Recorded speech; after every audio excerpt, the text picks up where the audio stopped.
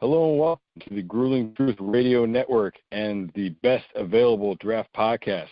I am your host, Matt Minich. Today, we'll be talking about wide receivers, and this is a complicated group. A lot going on in this wide receiver group, and to really get into it, I had to bring in an expert. Joining me today is Brad Kelly. Brad Kelly, who writes about the draft and podcasts for Cover One. He's also a receiver scout for Breaking Football. And most importantly, and the reason he's here, he's written the definitive wide receiver draft guide for this class, which is available, and he'll tell you a little bit about how you can find that for yourselves later on. But that's why he's here. This is Brad Kelly. Excited to have him on to dig deep into this wide receiver group. How are you doing tonight? I'm excellent. Thank you for having me, Matt. Yeah, definitely. Glad he could be here. So, first of all, I think when this process started, there were three guys everybody was talking about. And all three of those guys, to some extent, have dropped off, some to greater extent than others. So we'll start off with Calvin Ridley from Alabama. What are your thoughts on Calvin Ridley? Yeah, Calvin Ridley, he's interesting because he had such good tape, and everyone during the season was very high on Calvin Ridley because he's able to get open, he's able to separate at the break point. He's very fluid in his movements. He has good long speed. Throughout the pre-draft process, you've seen him, weigh a little bit light at the combine. He didn't do well in the agility drills. He didn't do well in the explosiveness as far as his leaps go. So he's kind of dropped off. I'm still pretty high on Calvin Ridley. I think he's more of a late first, early second round player for me because I think he's a little bit limited. I don't necessarily think that he's a great contested catch winner. I think he can have awkward hand placement when he's going to catch the football, and that can result in some drops. I think he has great body control. I think his separation is going to translate to the next level, but I just don't think that he's going to be a ultra high level producer. I think he's going to be a good complementary piece for a good 8 to 10 years in the NFL, but not going to be that standout, can't-miss prospect. Yeah, he definitely drops too many balls. He does some really good things in his routes, though, and I'd like to hear what you think of that. But, particularly his releases, how he stems routes, just a lot of little things he does in routes that stand out to me. What do you think about his routes? Yeah, I definitely think he's one of the best route runners in the class. I think I would put him as the number 2 route runner in the class. Like you said, he's very nuanced stems. He's really refined in how he sets defenders up in there with leverage during his stem, and he is smooth at the break point. He makes very defined, good angle cuts, and he's pretty deceptive. He uses good lateral agility. He uses good head nod, shoulder dips to create some deception, and I think that's what adds into him being able to separate so well. Yeah, definitely. Another guy that wasn't looked at as one of the top guys early in the process, and now it kind of depends on who you ask. I'd say it's about 50-50. It's Courtland Sutton from SMU. Obviously, a real big guy. That's one of the big things that stands out, and had a lot of production in his college career. What's your stance on Courtland Sutton? I'm a little bit lower on Courtland Sutton in the consensus, and when I say a little bit, I mean multiple rounds lower. I'm not the big fan of him at the moment. I think he's more of a height, weight, speed guy, and he's a little bit more of a project because I think that he struggles with separation because he's really inefficient out of breaks. I think he's pretty good with his vertical cuts, but when he has to move horizontally, I think it takes too many steps and too much time for him to be able to do it. And that results in, him with corners being kind of draped all over him. Additionally, despite having flashes of great contested catch ability, he's kind of inconsistent with his ball skills and his body control. It results in a lot of, defensive backs being able to knock the ball away. He's not really attacking at an optimal angle. He's not as good in the contested catches as you would hope on a consistent basis, despite showing some flashes of dominance in that area. And that, to me, just when you take into account the whole picture, means he's not going to run the best routes and he's not going to win always the player on the tip. I don't necessarily think that he's going to be a consistent, high completion percentage type of player in the NFL. Additionally, whenever I watched him, I was actually more drawn to Trey Quinn, his teammate, a little bit better route runner, better hands as well. and they would always target Trey Quinn on third downs because he's more of an immediate separator. And I think that kind of stood out to me, that Sutton was almost like a secondary option on his own college team, and that's a group of 5 program. That's not necessarily saying he's, the number 2 player at Alabama. And I think that that's what's going to be his role at the next level. I don't necessarily think he'll develop into that top flight receiver. Yeah, and I think a guy like him, with that size and everything he's kind of being billed as, he's got to be able to win those contested situations. He's really got to be a guy that's going to make his money inside the 20 and be that jump ball guy. And I just don't know if I really see it with him. It's kind of a problem in this class is that there aren't a lot of bigger receivers. I feel that really stand as being able to do all the things you want big receivers to do. Right, and that's a very good point. There's a lot of big receivers in the class, like you said, that they all kind of mesh together, to be honest, in kind of the middle round. I think that you could get a discount Cortland Sutton maybe a few rounds later, and a guy like Marcel Aitman or Auden Tate and get you the same production that Sutton will give you, and you could probably get him, 70, 80 picks later. Yeah, the third guy that was really talked about at the beginning of the process who's really fallen off a cliff is James Washington from Oklahoma State. There was a question from the beginning about his speed, and we got the answer that we didn't want to get at the combine, and that was definitely a big part of why he dropped off. But I mean, what do you do with a guy like that who makes his money on deep balls? So you expect to see the speed, but when he doesn't have it, can he get it done as a deep ball receiver in the NFL? What do you think? It's another guy I'm a lot down on compared to the consensus. I think James Washington is a more of a day 3 player, and I think people think that that's kind of a hot take from me, but I honestly don't really see it with him because kind of the concerns that you said. I don't necessarily think he's a well-refined route runner. He is really tight in the hips for a receiver who's only 5'10" and 7'8". He's a player who can't really run those horizontal routes. He's great in the vertical game, but I don't think generating separation in the intermediate and the short areas of the field. Additionally, I don't think he's special as a ball carrier. So he's really going to have to make his money, in the vertical passing game. And like you said, him running a 4.5, 4.40 at the combine doesn't really justify the speed. I think his role and his size is kind of going to be what Torrey Smith was with the Ravens. But even then, Torrey Smith was extremely fast, and I don't think Washington necessarily has that second gear. He's more of a build-up speed type of player.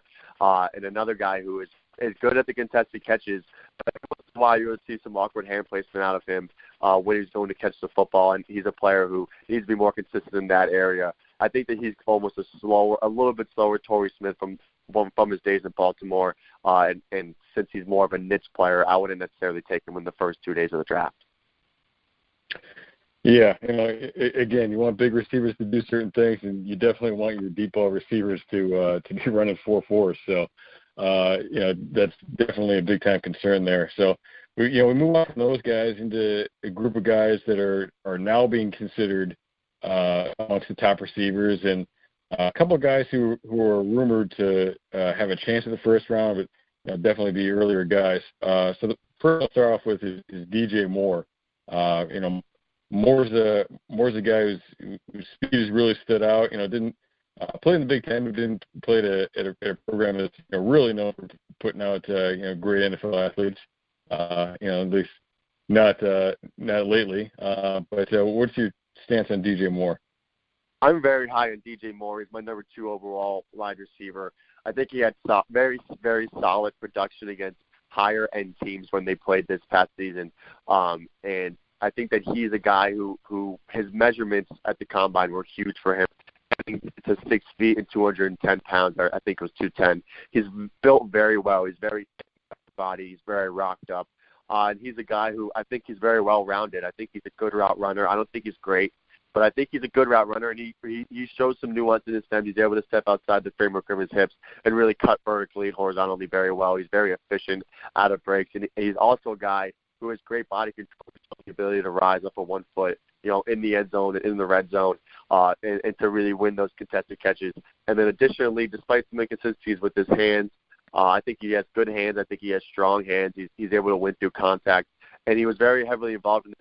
I think he's a great runner with the ball in his hands. He's shown contact balance that kind of almost reminds you of a guy like Kareem Hunt.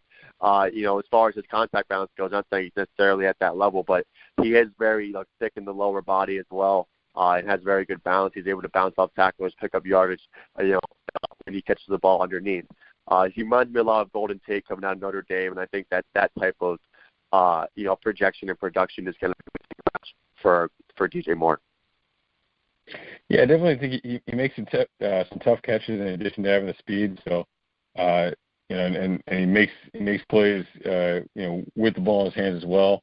Sometimes I felt like he wasn't getting the separation in his routes that you would expect a guy of that speed to get. Do you think that's something that with improved route running is gonna change, or what do you think about that? Is that something you noticed?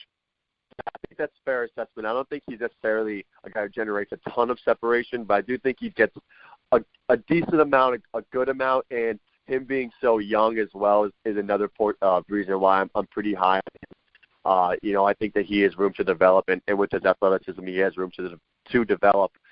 He's coming out as a true junior, and I've seen enough with him that I think that his projection and his development will be there and be able to grow, in his first few years in the NFL.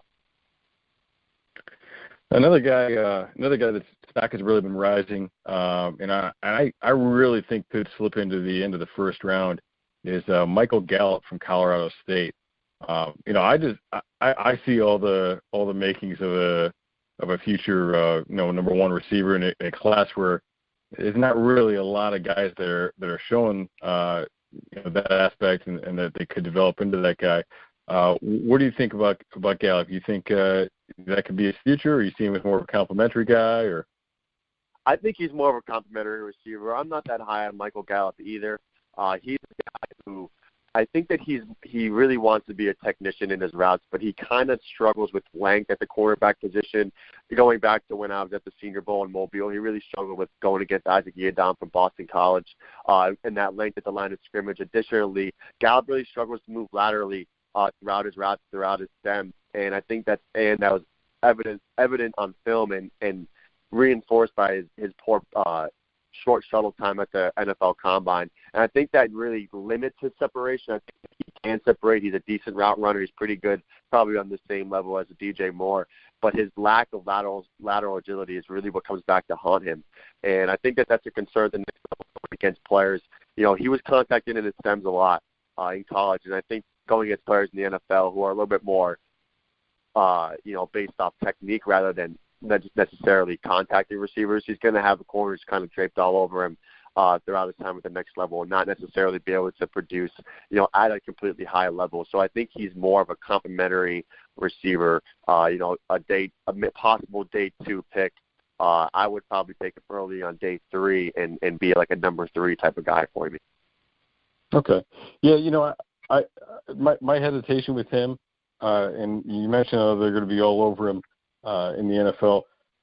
I feel like he gets frustrated. If he doesn't get his release, if he can't release the way he wants to, if he's not doing things right, he almost looks pouty on film sometimes, which is a weird thing to notice about a guy and to stand out like that. But so yeah, I kind of wonder about his attitude.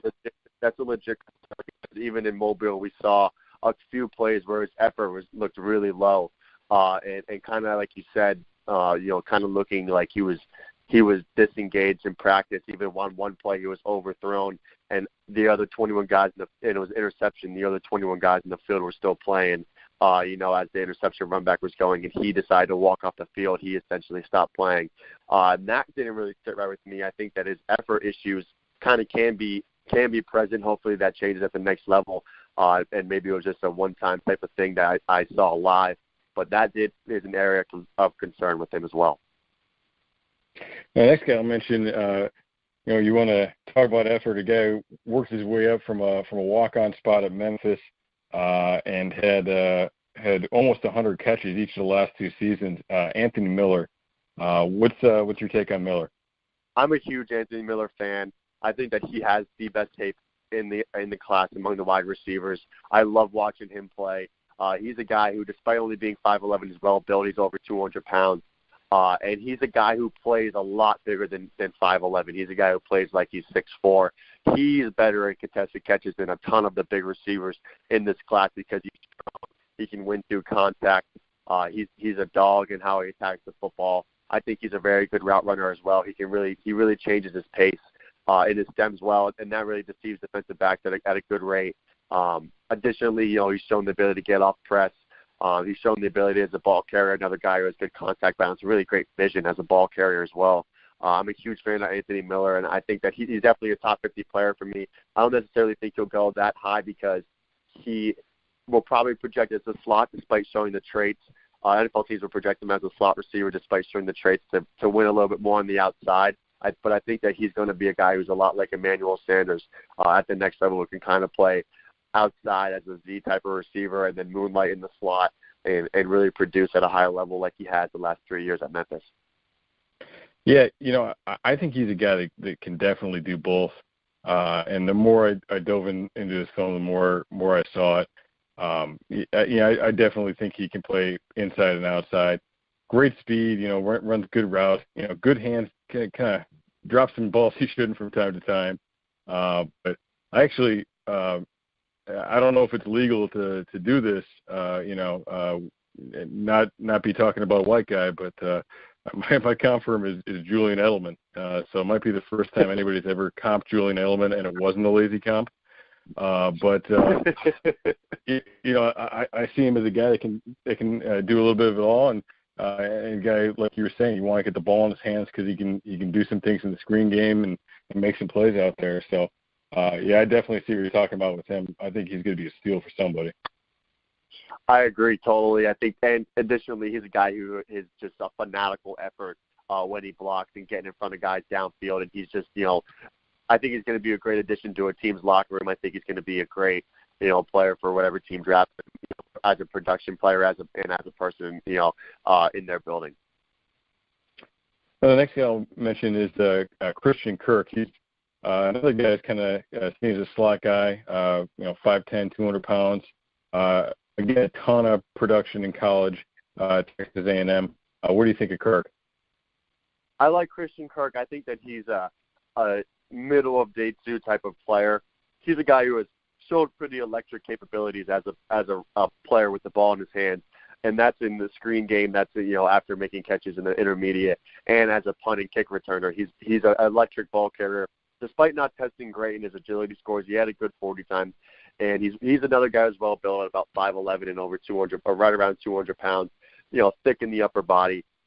He's definitely a guy who projects in the slot as a primary slot receiver, a little bit less showing of traits to play on the outside than a guy like Anthony Miller. He hasn't really shown the ability to get off press. But I think that he's good in and out of breaks. He's a very smooth athlete, and he's a guy who, I think that you get him the ball in the short intermediate game. He's a little bit, and he can do some things. He's a little bit more of a body catcher. I think that can be cleaned up. But overall, he's a guy who produced highly. He's another guy who's coming out as a true junior. So I'm a fan of Christian Kirk. I think he's within the 5 to 10 rankings as far as the receivers in the draft go. Yeah, he's got some real stiffness to him. Definitely some good wiggle both in his route running and with the ball in his hands, I think. So definitely a lot of good things in his game. One guy that's really stood out in a positive way at the combine, we talked about some guys earlier that kind of dropped off after the combine, was DJ Chark from LSU. I have this. I've got an issue sometimes though when you look at these guys. I get that some of these guys, because of their offense, because of all the screen passes, it's easier for certain guys to be able to have 90, 100 catches in a year. But Chark, it bugs me that he only had 40 receptions. And then when you watch the film, it's not even the receptions. It's that he's just not on the field nearly as much as you would expect a guy with that kind of talent to be, being as fast as he is and being 6'3". What do you think about Chark? So like you said, Chark is a typical height, weight, speed type of player. He's 6'3", 200 pounds, and he has really superhero level of athleticism. He has like excellent 40 time, excellent vertical jump. He's pretty much an all-around athlete. stemming from back when he was a track star, and he comes from a family of track stars. And he's also a high-character individual by all accounts. He's very well liked in his hometown. He didn't miss a day of school, I think, from like the third grade or the second grade until he graduated high school, has almost perfect grades. So I think he's a high-character individual on the field. Like you said, despite being kind of a versatile piece and someone who moved around in LSU's offense, Matt Canada as their offensive coordinator motioned around a ton. I think that they didn't really give him the ball that much, and I think a part of that is, his role was definitely more just a primary deep threat. He doesn't necessarily run the most refined routes, the most efficient routes. He has very long legs, and I think that has to do with it. And I think that's something that can be cleaned up, and he has potential to be better because you've seen some flashes of it. But currently he's more of a deep threat with his vertical speed. He's able to win at the line of scrimmage and release against press coverage pretty well. He showed that at the Senior Bowl. But he doesn't have great ball skills downfield. I think that leaves a ton to be desired, and he really does need to win at the line of scrimmage in order to generate that separation vertically and be able to catch over the shoulder and continue to run, as he's shown, that's what he wants to do. So I think he has a lot of traits to his game that can be cleaned up, become a better route runner, better ball skills, become more versatile in the short and intermediate areas of the parts of the field. And he'll become a more refined player, and I think that he can reach that because he is such a high-character, hard-working individual. But currently, as it stands, he is more of just a deep threat, and I think the first 2 years of his career, that's probably going to be his role, kind of like Chris Conley was the first 2 years with the Chiefs. I mean, if you're going to do one thing and do it well, that's a good one to have. Obviously, everybody's looking for that guy that can take the top off the defense a little bit, and that's something that'll keep you around in the NFL. If with him, 40 receptions on the year and only 3 touchdowns, he'd have to be a guy that's going to be having a little bit higher touchdown rate than that, I think, to really make it known at the NFL. But I definitely could see where you'd see a future for him in that way. So.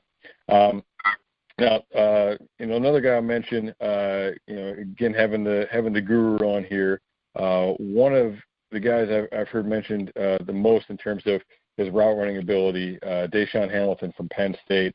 Another guy whose production, isn't what some of these other guys are. Obviously some of that's offense, some of it's the offense, some of it's the quarterback. But Deshaun Hamilton from Penn State, what's your take on him? I'm a huge fan of Deshaun Hamilton. He is probably my number one draft crush of the year. When I was at the Senior Bowl in Mobile, he really tore it up during the practices, and that was kind of when I fell in love with his game. He's a player who, on film, he lined up primarily in the slot, almost exclusively in the slot, and I think that's why he projects the next level. Because he's able to generate separation so well. I think he's the best route runner in the class. I mentioned that Calvin Ridley, I think, is second. I think Hamilton is first. He moves laterally very well. He's very defined in his cuts, in his horizontal and his vertical cuts. He's been working with Josh Gaddis, who, in my opinion, is the best wide receivers coach in the country, or at least the top 2 or 3. The last few years at Penn State, Josh Gaddis actually just got hired by Alabama to be their receivers coach. But Deshaun Hamilton, he's over 6 feet tall. He's over 200 pounds. He's a guy who I think he's above average in his 3-cone and his short shuttle at the NFL Combine, and that shows up on film the way he runs routes and the way he moves. He's another guy who sets up leverage in his stems extremely well. So I think he's the best route runner in the class. And despite not producing necessarily at an elite level in college, I think obviously that can be somewhat attributed to playing with Saquon Barkley at running back, and he was a great pass catcher as well, and Mike Gesicki, at tight end. But if we look at Hamilton throughout his career, he had 82 catches as a freshman, so he has produced in a lot of catches. He has nearly 3,000 yards in his career, and he did have 9 touchdowns this past season. So he's shown the ability to get into the end zone as well. So I'm a huge fan of Deshaun Hamilton. I currently have him as a top 5 receiver overall in the class and the number 1 slot receiver for me. I would definitely take him on day 2, and I would not question that decision. Yeah, he's a guy, when you watch the film, he doesn't always look like he's moving as fast as he is. You kind of look at him, you're like, wow, how'd that guy get so open? Which is usually a good sign that you're doing a lot right mechanically, and you really have a smooth process with everything. So he definitely stands out. Particularly good red zone target for a guy that's not that big. It seems to make a lot of plays down in that area too. So, is there anybody else we could talk receivers all day. It's a huge class of receivers. Anybody else in particular you'd like to talk about? I definitely had to talk about Dante Pettis, the guy who I've now pretty much been linked to on Twitter. If you go on my Twitter page or look at my mentions, they're all about Dante Pettis.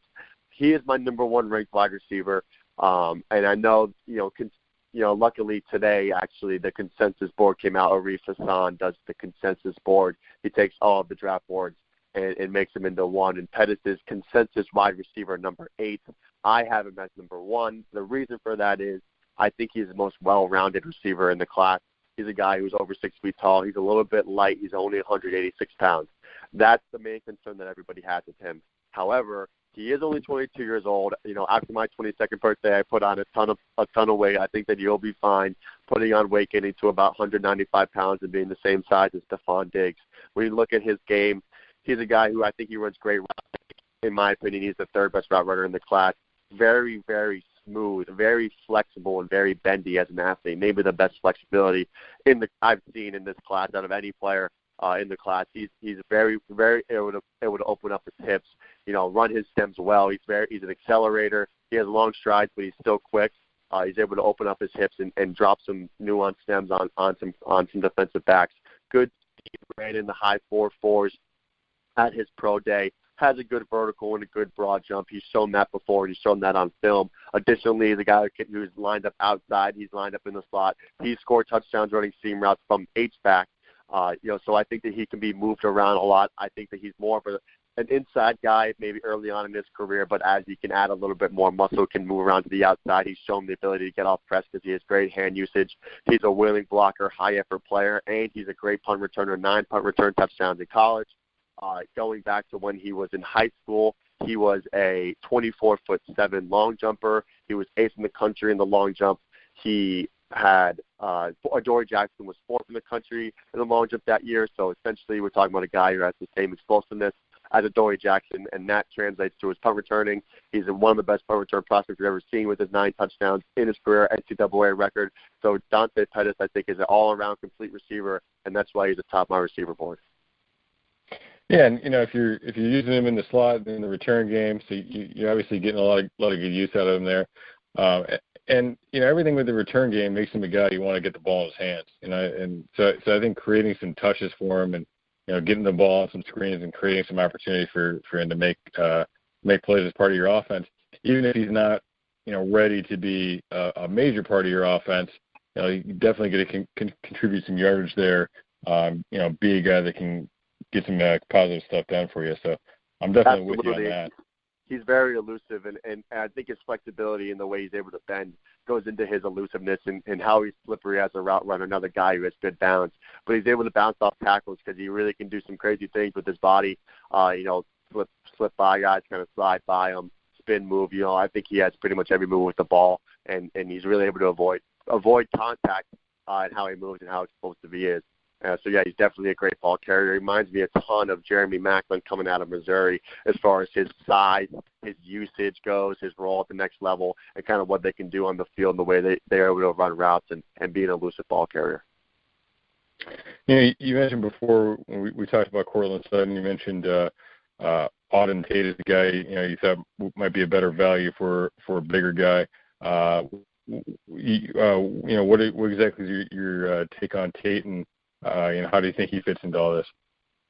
I like Auden Tate. I think that he is the best X receiver in the class. I don't think there are very many good X receivers in the class. I think Auden Tate is a guy who is a borderline top 10 receiver for me on the overall rankings, but is the top outside X receiver. I think he's shown the ability to get off press coverage, and Auden Tate doesn't necessarily run great routes in the sense that he's generating a ton of separation on the ground, but he has shown some nuance in his routes.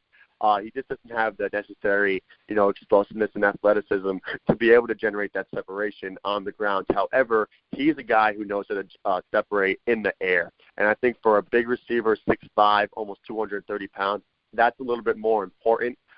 He's really able to win contested catches with his body control. He has very consistent hands. He has very consistent ball skills. He's shown the ability to win in the red zone on a consistent basis. He's gone over Jair Alexander for touchdowns before in college, and he's another guy who's coming out as a true junior. He's really still growing as a player. He didn't have a great quarterback play this past season because of DeAndre Francois getting injured, so his production was a little limited. So he is a little bit of a projection, but I think that he can be a guy who wins outside the numbers and in the red zone for you. And this is despite because of his athletic testing not going as well as he would have hoped. He's going to be had on day 3, but I think he'll be a productive piece for a team who takes him, in the draft. Yeah, I think there's going to be a lot of those bigger guys are going to be around for a while. You have Tate, and then I think Simi Cobbs, Equanimous St. Brown, I think are probably going right around the same spot as him, and all kind of guys that need some work, that do different things, do different things well. But nobody really like standing out, kind of taking it and being that that Mike Williams, that big receiver that you can plug in there. There is one guy a little ways down the line that stood out to me though, and that's Jaleel Scott from New Mexico State. He's my favorite big receiver in the class. Real smooth running guy. Reminds me a lot of Kenny Golladay from last year. Can open up his stride and get deep, and makes a lot of plays down in the red zone as well. Will go up and win in those jump ball situations. Playing at New Mexico State, not seeing the best defensive back play, but definitely did some good things there. What's your take on Scott? I like Jaleel Scott. I think he's another guy who's kind of in the same range as, like you said, Simi Cobbs and Marcel Aitman and the other bigger guys. He's a little bit taller than them. He is about 6'5", and he's very long, and he has great body control. When I watched him, I decided to write an article just highlighting his body control and how he's able to win and really make some crazy catches, because of his body control. And even going back to when I think they're playing Arizona State, he made maybe the catch of the year in the end zone, one-handed catch in the back of the end zone. And that's what his role is going to be at the next level. I spoke to him in Mobile, and he told me that the reason that he would bet on himself is because he's seen every level of football. He went to junior college after being a non-qualifier in high school and really worked really hard and got good grades in junior college. But his JUCO field was mostly mud. They didn't have any turf. He had to work every day through the dirt and through barely any grass. And he gets to New Mexico State, and the facilities are a little bit nicer and they're a little bit better. But even as a junior, he doesn't play that much. He has a very limited role, and then he finally really came into his own as a senior, and he's really a ascending player. He was very well spoken. He seems like he's a very hard worker. During practice, he worked really hard. He knows that he has to improve his route running a little bit, but I think that he's a guy who can be another guy who's a red zone threat, and he has the potential to become a top 2 receiver for an NFL team, and it's a bet on his potential. But I think that if you take him on, he's a guy who might be able to develop into that player for you. Yeah, absolutely, and I think you're definitely, like you said, it's a bit of a gamble, but I think the what you're investing in him, and as low as that pick's going to be, definitely a lot better than what you invest in 6'5" receivers potentials most of the time. So definitely a pretty good situation. That gets us through a number of the guys. Like I said, we could go on all day about this. There's quite a few guys out there that have some potential, and I think a lot with receiver play tends to come down to who's getting into the right situation. Who's finding that right environment, that right quarterback, and a coach that kind of really understands how to use them. But we'll cut it off for now. So, Brad, if you want to take a second and just kind of tell people about what you're doing, where they can find your work, and how they get your draft guide, your receiver guide, excuse me. Right. So my Twitter page is @BradKelly17. That's KELLY17. You can follow my work for CoverOne.net and BreakingFootball.com. As far as my wide receiver guide goes, I made a wide receiver guide specifically for this draft class. It covers 38 scouting reports of 38 wide receivers in the class, as well as 15 players who I think also could get drafted or possibly be priority free agents, short write-ups on them, not full scouting reports, but I did want to mention them and give some notes on them as well. And it has 10 small school wide receivers who have been getting looks in the NFL throughout the pre-draft process who could find themselves in NFL training camps. Those are non-FBS schools.